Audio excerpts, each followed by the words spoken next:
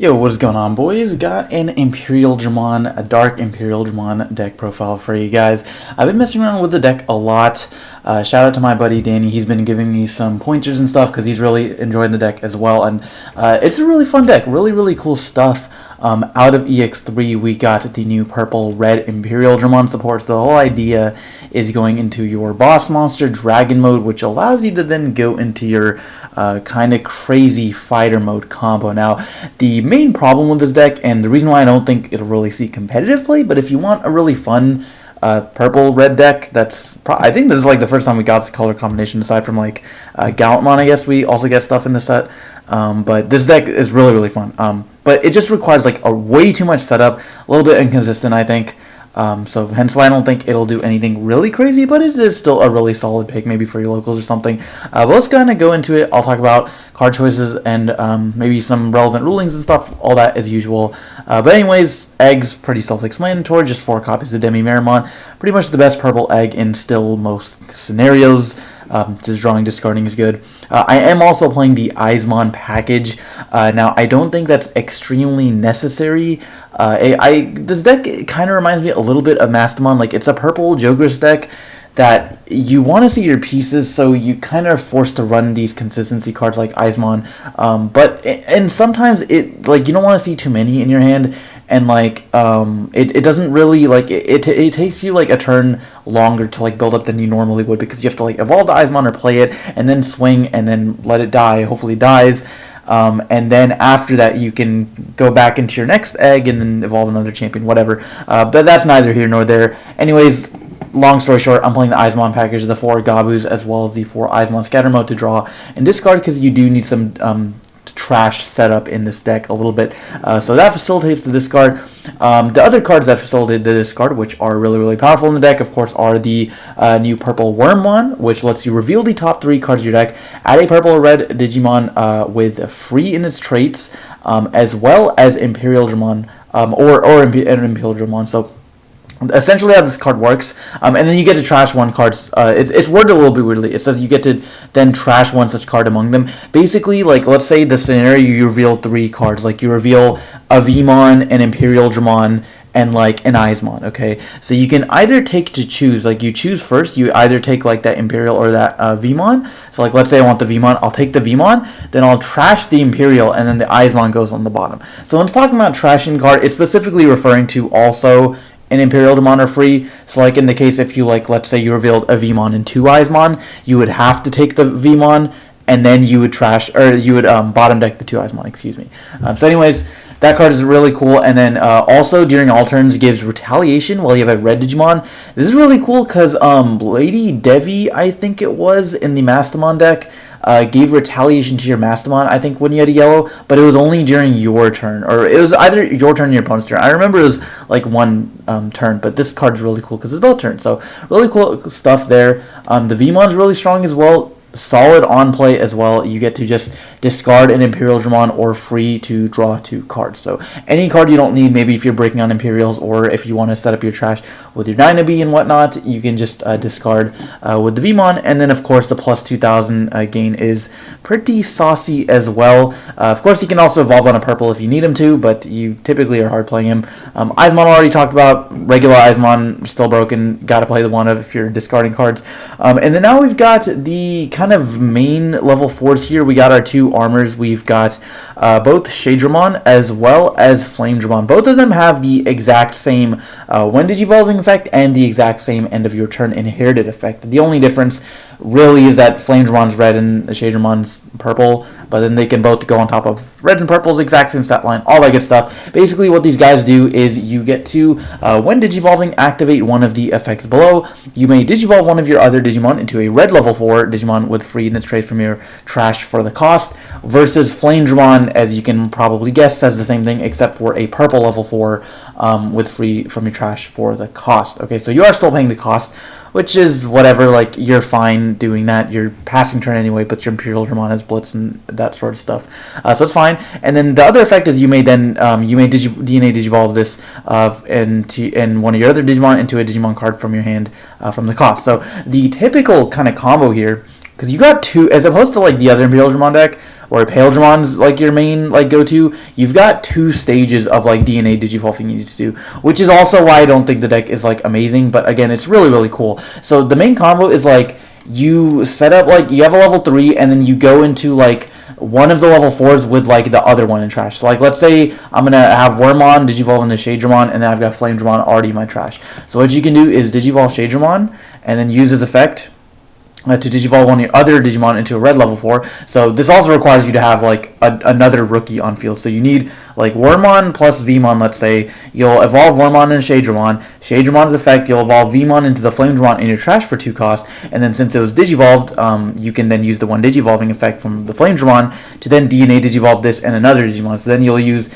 the Shadramon you had previously, and then the Flamedramon that was just evolved, to DNA them both into your Imperialdramon. And then what Imperialdramon does is DNA Digivolution, level 4 purple plus level 4 red.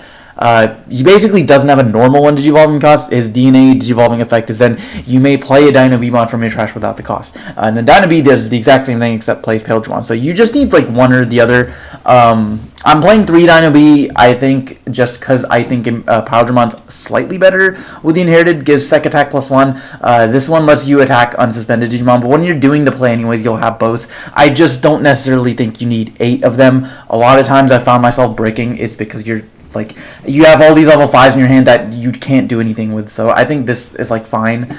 Anyway, so then you'll do that combo, Digivolve your Imperialdramon, play the Dino B, and then now you've got the end of turn Inherited. You can then DNA your now level 5 DNA Digimons into the Imperialdramon Dragon Mode. So that's a lot of steps you got to go through. Well, what does Imperialdramon Dragon Mode do? So he is a DNA Digivolve 0 from purple plus red level 5. You'll fuse those 2 together, and then he's got one Digivolving. If DNA Digivolving, your opponent chooses one of their Digimon and deletes the rest, then Blitz. So he's got the Zhuchalmon effect on Evolve, and then you get Blitz. Now keep in mind, this is also like one continuous, like it's like all one effect. So you have to immediately do this, like Blitz, right after like you do the board wipe effect. So just keep that in mind. It's not like one Digivolve Blitz is not a separate effect.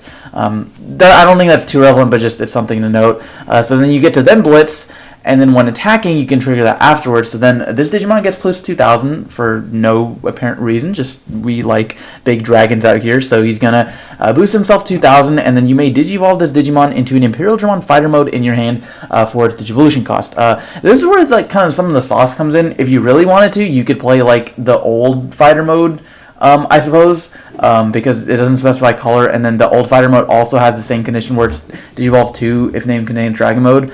So you could technically run the one that bounces something on Evolve and unsuspends and whatnot. That's not really that good in this deck, to be honest. So now that you've you've DNA Digivolved your 2 level 4s, made Imperialdramon, played the Dino B, Digivolved in Imperialdramon Dragon Mode, you've board wiped your opponent, you've blitzed, and then you've triggered the one attacking effect. Now you're finally ready to go into the Imperialdramon Dragon Mode. So then what does this guy do? So he's got the one evolving. This is also all, by the way, like happening at your end of turn. This is like your passing turn to your opponent, and this is all resolving.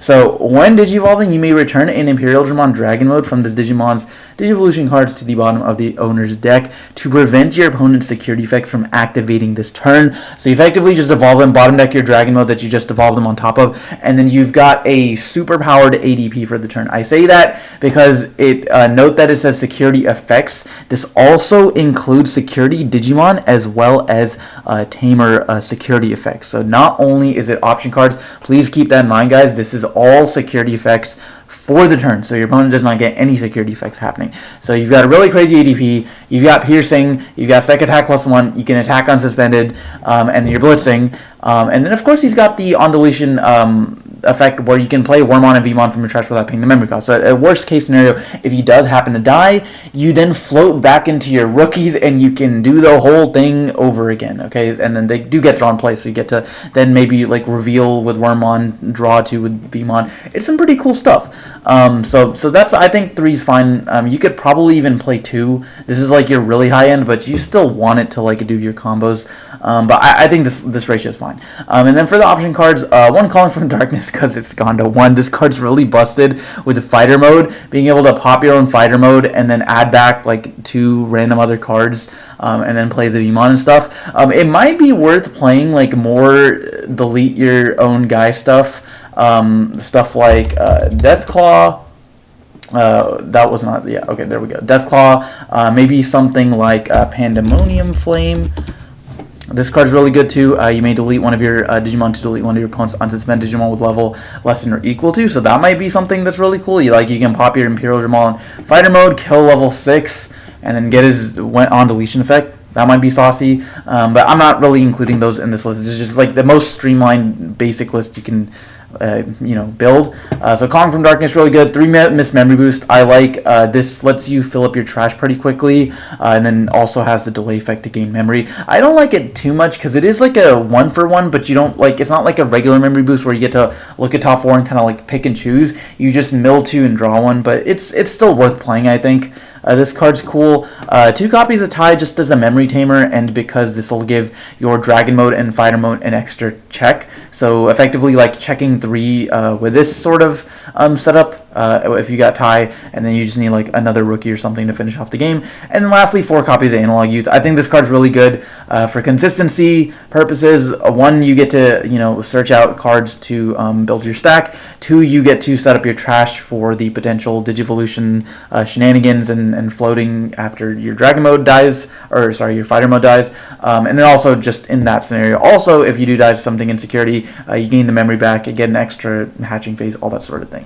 So yeah, guys, that is going to do it for the Imperialdramon deck profile. Let me know what you guys think down in the comments. Oh, I also didn't mention this last card. I skipped over Witchmon. Witchmon's just another like cool level 4 you can play.